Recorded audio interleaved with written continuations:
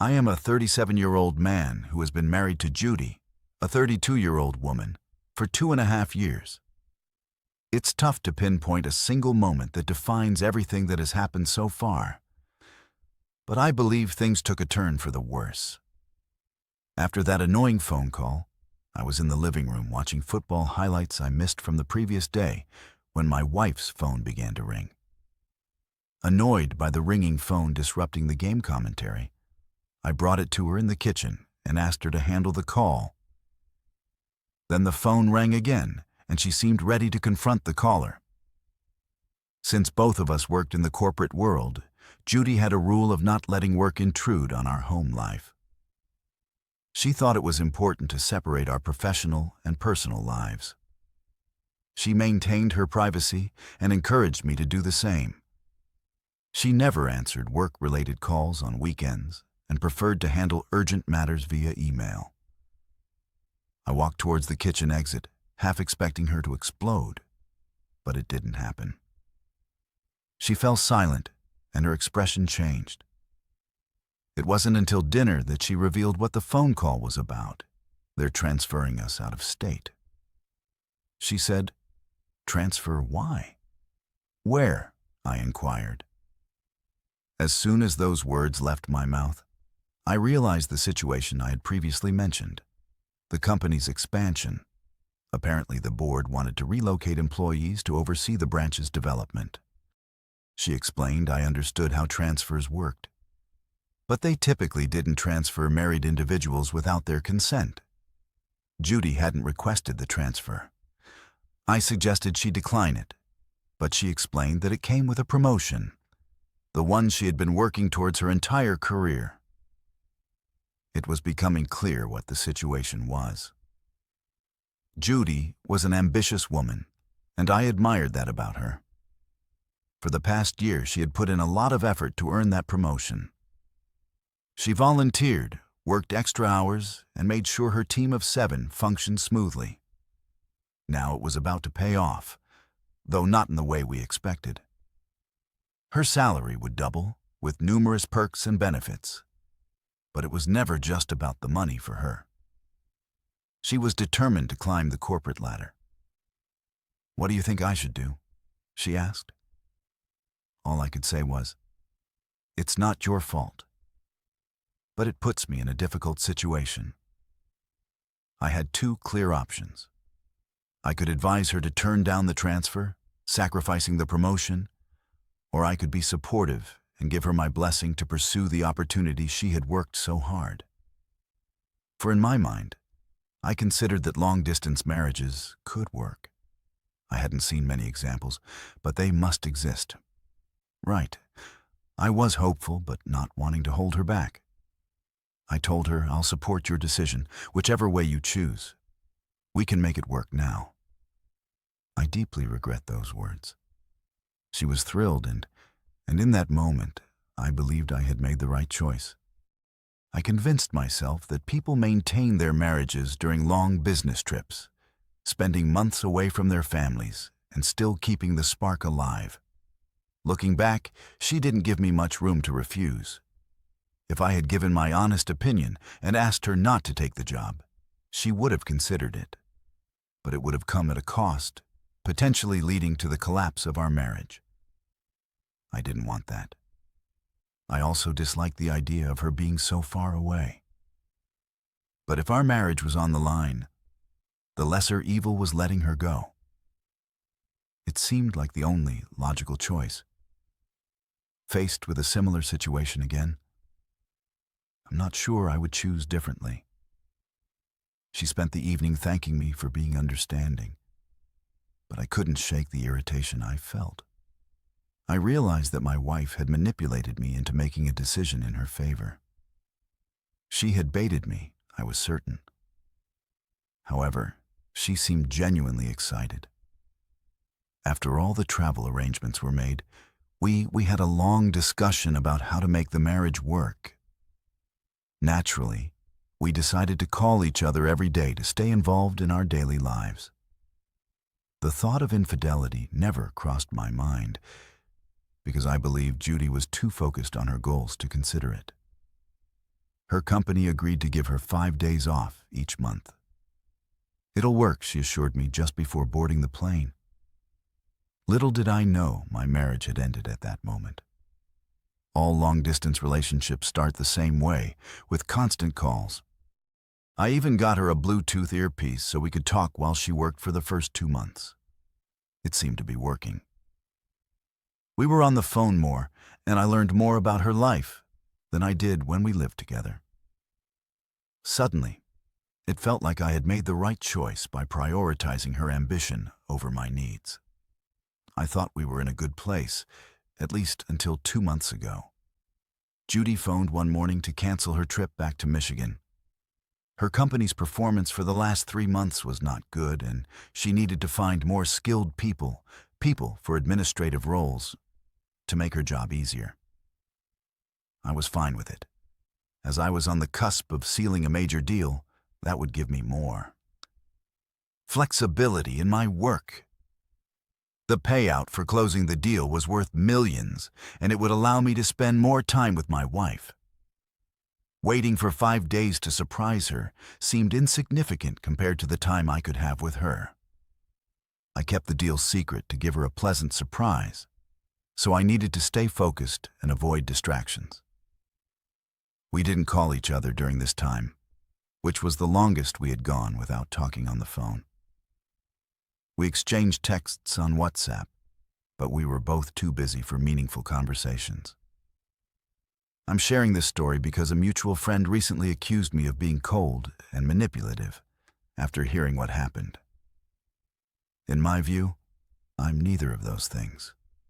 If anything, the big deal eventually went through and everything was about to be finalized.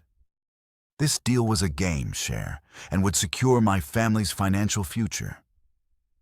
It was with the first client I had ever closed, making me part of the top 10% wealthiest Americans. That night, while waiting for confirmation, I fought the temptation to call her. I wanted to share the past week's events and how our lives were going to change. Instead, I planned a surprise vacation for us, including tickets, hotel food, and sightseeing. While scrolling through WhatsApp, I saw her story with a photo of her hugging a man named Henry. He had dark hair, blue eyes, and seemed to be in his mid-30s. He was the first person she hired when she started her job, and he knew the business well. Below the picture, she captioned it, "As dark times reveal angels." I should have suspected something was amiss and delayed telling her about the deal.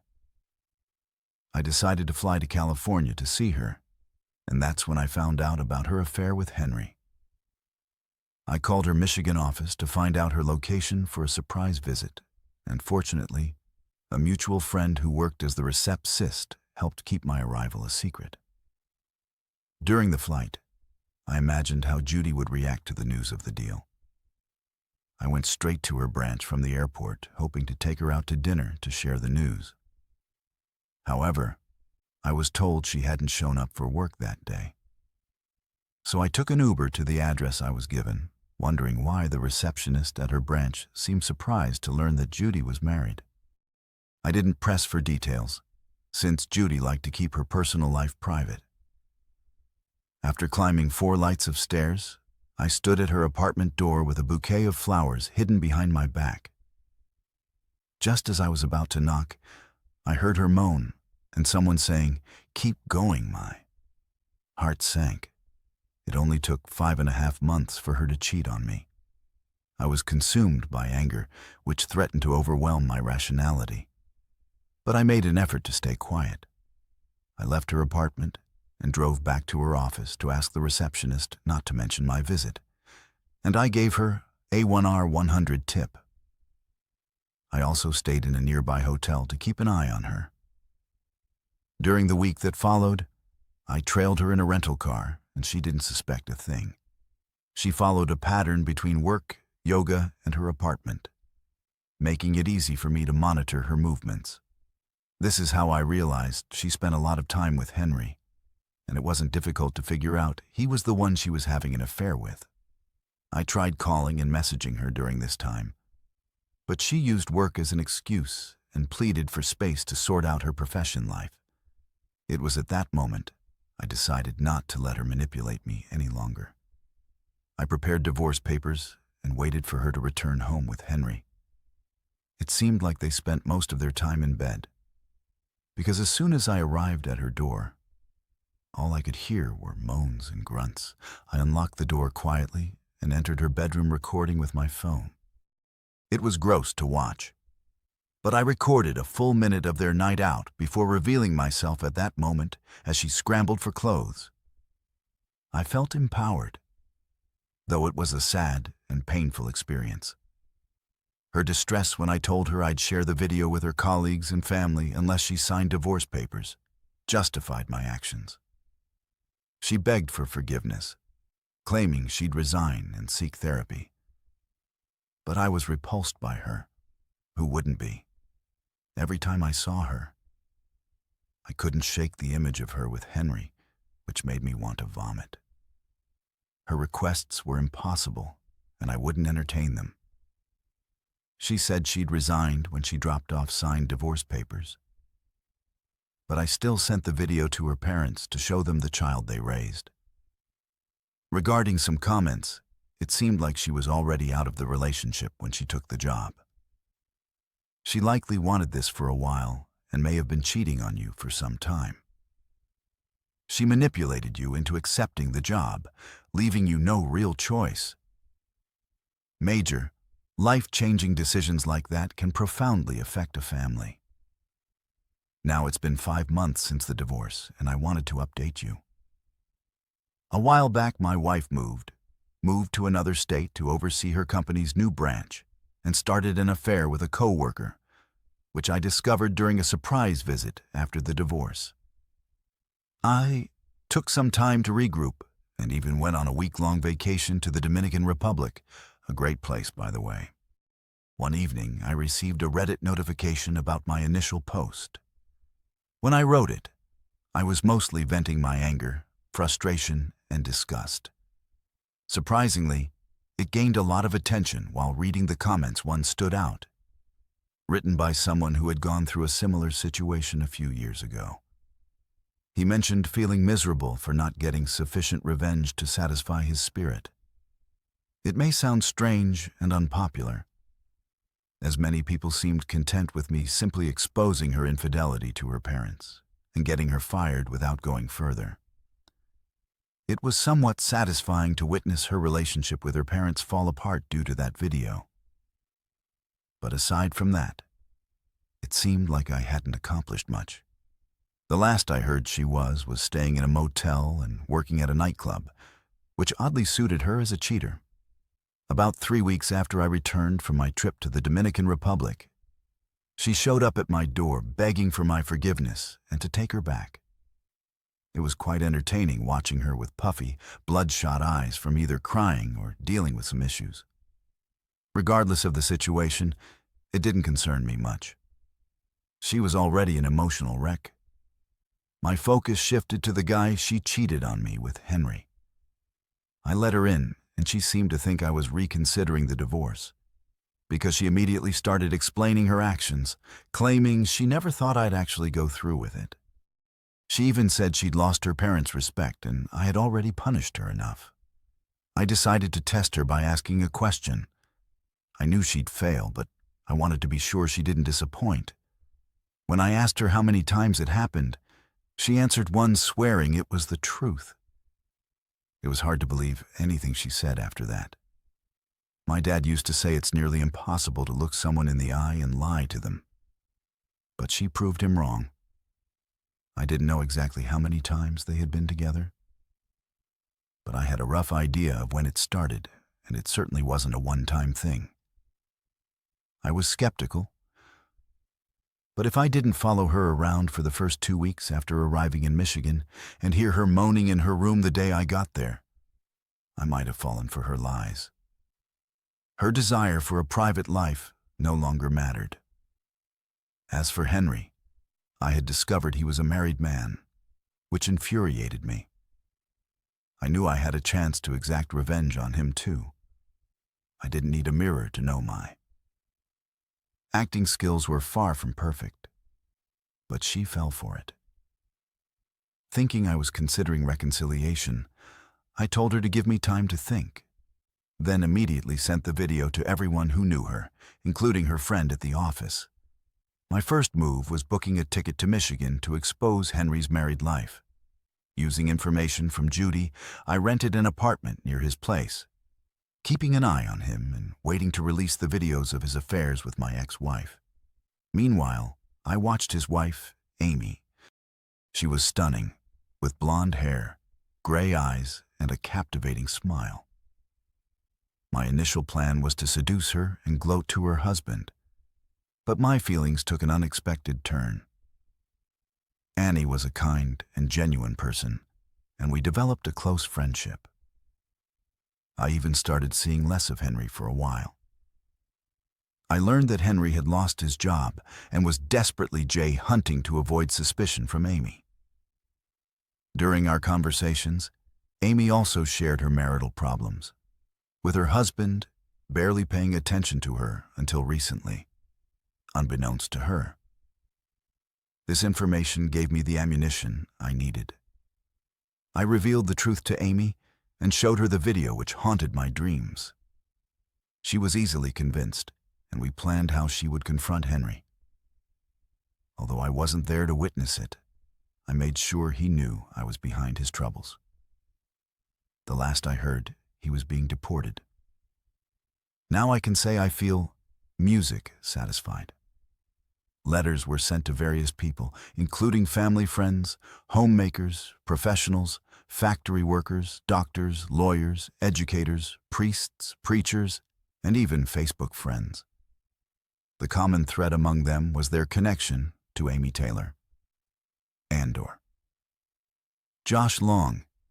The message you're about to read is from Ben Taylor, who's Amy's husband, as well as your daughter, sister, friend, and co-worker. I realize that most of you may not know me, and I appreciate your time. I have some information about my beloved wife and her friend. Information that some of you might already be aware of or suspect. I've made the choice to eliminate all uncertainty and share what I know. I'm aware that many of you may not like it, some might even hate it, or even me. However, I'm prepared to face the consequences. Please take a look at the first attachment. There's a picture of Amy and Josh sharing a passionate kiss. On the screen, the caption says, "Foreplay."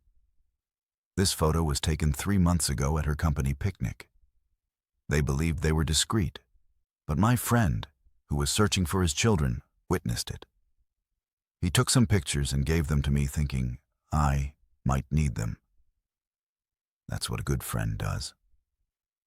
I must admit that I became a typical insecure husband after that. I needed to find out everything, even if it hurt me. And it did hurt. Our commitments to each other and to God in front of friends and family were broken due to lust. I hope it wasn't love. I keep tormenting myself with the question, why could it be because I left her alone for extended periods while the Navy SEALs and I were involved in covert CIA operations? No, wait, I never served in the military, and the only SEALs I know are the ones sunbathing in the harbor. Could it be because I left her alone for work? That can't be. I don't go on business trips and I hardly ever work overtime. I typically get home no later than every evening.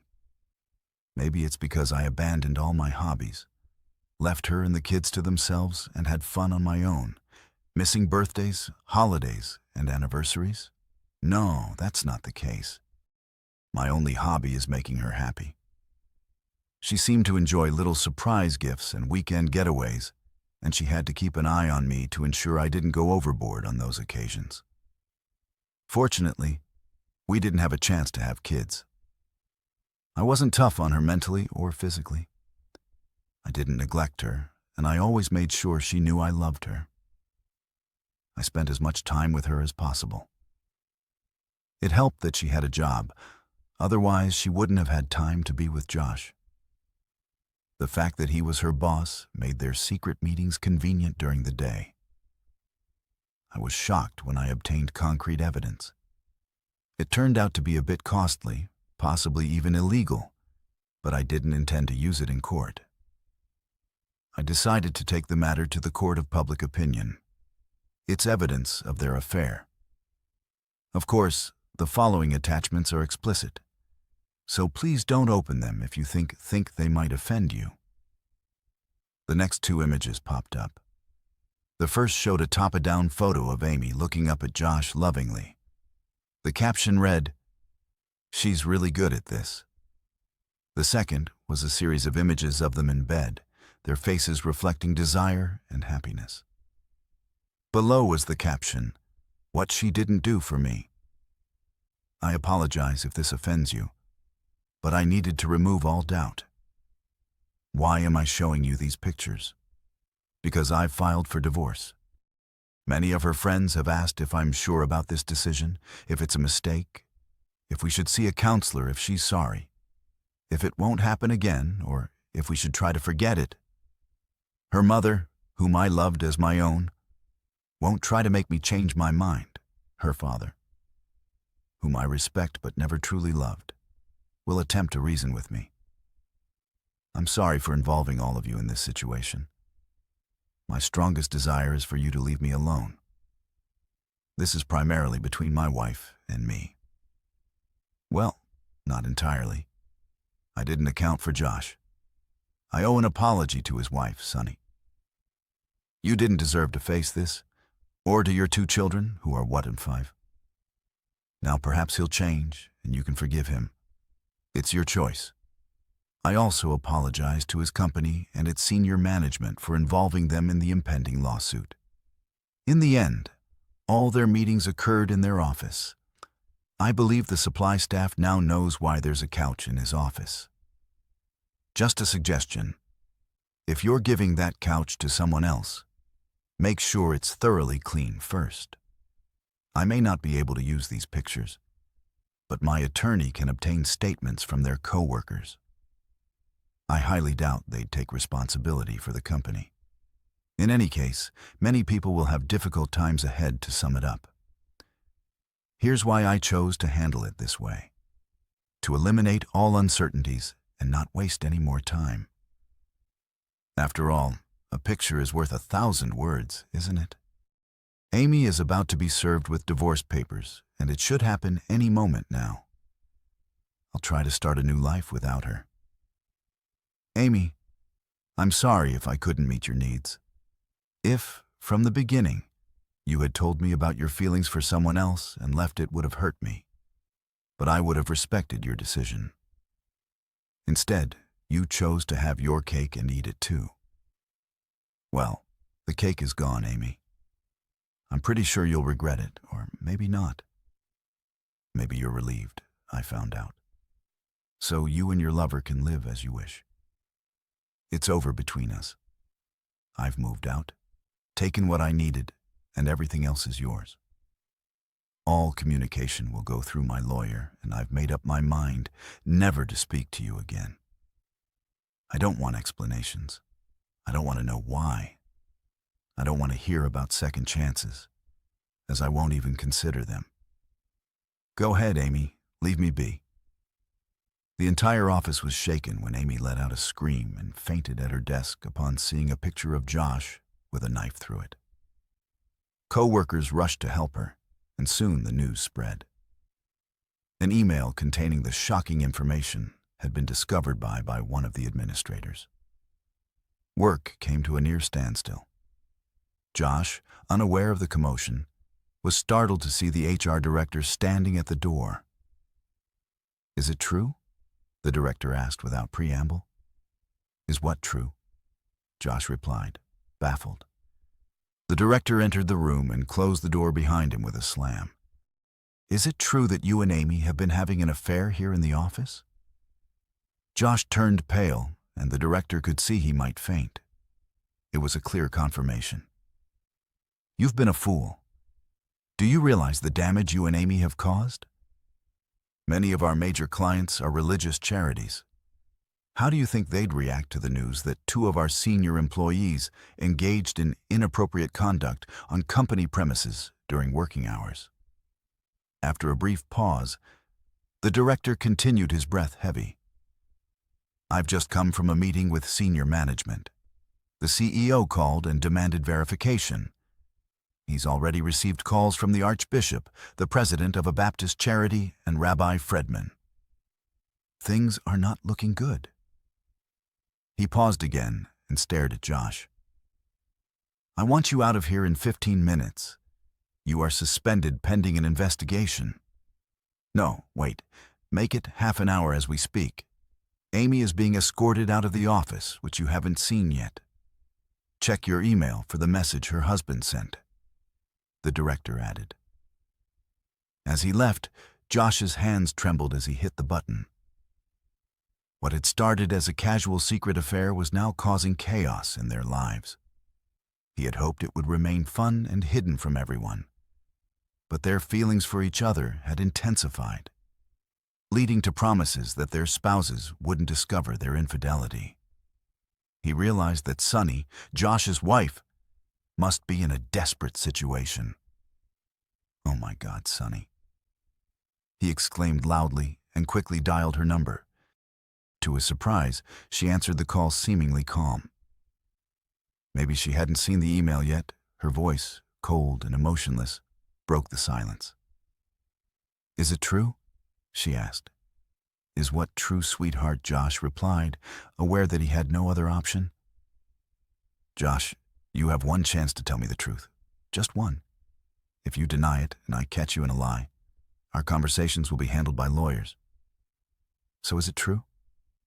The walls were closing in on him, and he loved her, but he had no choice.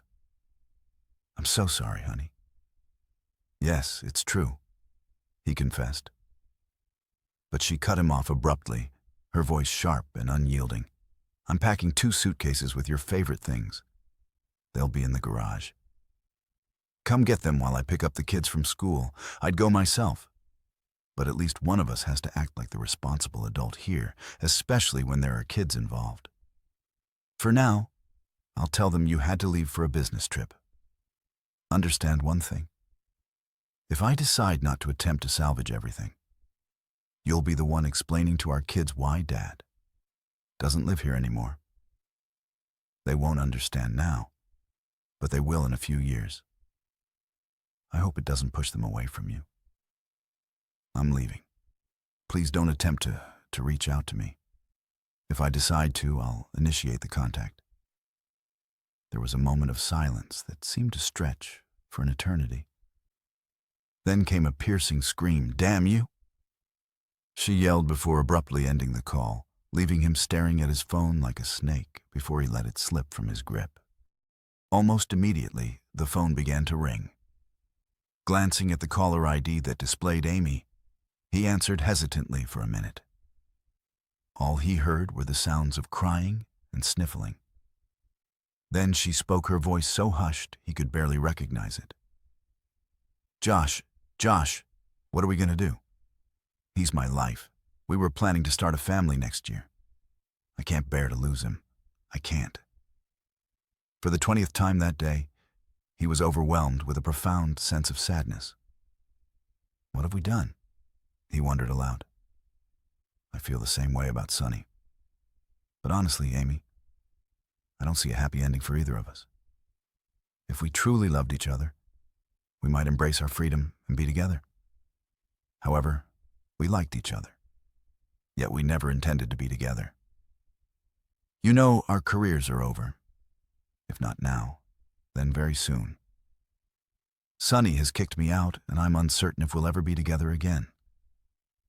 I'm genuinely sorry for Ben. Do you think that if I talked to him explaining there was no love, it might help? I'm willing to do that. No, she replied resolutely. I believe the best thing for you right now is to keep as far away from us as possible. Every time he sees you, he'll remember what we did. He's never been violent, but he's never been hurt like this. I'll speak to you later only if I believe it's a good idea. She paused briefly before adding, "No, I don't think it's a good idea. All they need to do is discover that we're communicating, and that would undermine everything we're trying to rebuild. I'm sorry it has come to this. Amy, you know I never meant to hurt you." "I feel the same way," she replied with a sigh. "I hope things work out with Sunny. I know how much you love her. I can't believe we were ever that foolish. Goodbye, Josh, and good luck with that." She hung up, leaving Josh alone with his thoughts. As promised, Ben never spoke to Amy again. He remained uncooperative, refusing negotiations and court-mandated counseling sessions. Instead, he opted to face a contempt charge, turning up at the office to be served with the charge by the jail. Confused police officers took his statement, and after no arrest warrant was issued. The judge exped Resed's skepticism, but sent him to jail over the following weekends, releasing him on Sunday nights so he could attend work. Amy eventually canceled the counseling sessions, admitting defeat. The divorce proceedings dragged on for nearly a year. Amy still harbored a flicker of hope that Ben would return. But when her mother saw an announcement of his upcoming wedding, she gave up hope. On Ben's wedding day, Amy, overwhelmed by emotions, got drunk for the first time in 2 years. While time might not completely heal all wounds, it made the pain more bearable. Eventually, Amy began dating again. She had 2 serious relationships that ended without her sharing her past. But she finally met a man who loved her enough to let the past remain behind and focus on the future. They married, and they were happy. Amy was cautious in her interactions with other men, particularly at work. Her colleagues jokingly referred to her as a nun because she rarely attended social events and kept her conversations with men strictly work-related. 2 years after her wedding, she unexpectedly ran into Ben. He had left town after reaching a confidential settlement with her former company to avoid a court case. He was back in town for his sister's 25th wedding anniversary celebration. Amy saw him sitting on a park bench by chance. Initially, she wasn't sure it was him. He appeared thinner and had some gray hair.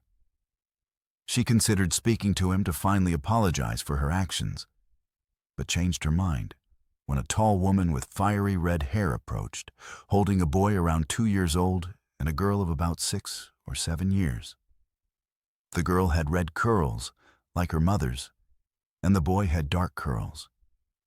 The girl leapt into Ben's lap, and the woman took the younger one in her arms. Ben rose, holding the girl, kissed the woman, and left. Amy realized that she had caught a glimpse of the future that was supposed to be hers, and wiped away her tears. She returned home to prepare her husband's favorite dinner. Josh and Sunny managed to reconcile. After 15 months of separation, she insisted on counseling both individually and as a couple, and they also established a rigorous prenuptial agreement. Josh apologized so much that Sunny eventually lost her patience and warned him that one more apology would lead to her departure. Josh transformed into a different person, rarely leaving Sunny's side, and he became a devoted family man. His new job paid less than his previous one, but he received raises and bonus for his hard work. It took him 6 years to regain his footing, and Sunny continued to work to make ends meet. Despite their reconciliation, she refused to give up her job. She occasionally went out with colleagues for drinks or attended quarterly work seminars, and her independence bothered Josh. But she was secretly pleased by it. Their life was different from the past, but they were committed to building a better future for themselves and their children. One day, Josh realized that he and Amy had been living bed life approximately 12 times, with an average duration of 30 to 45 minutes. Considering the longest estimate, it amounted to about 9 hours, a stark contrast to the years of suffering and the devastation of Amy's marriage. Was it worth it?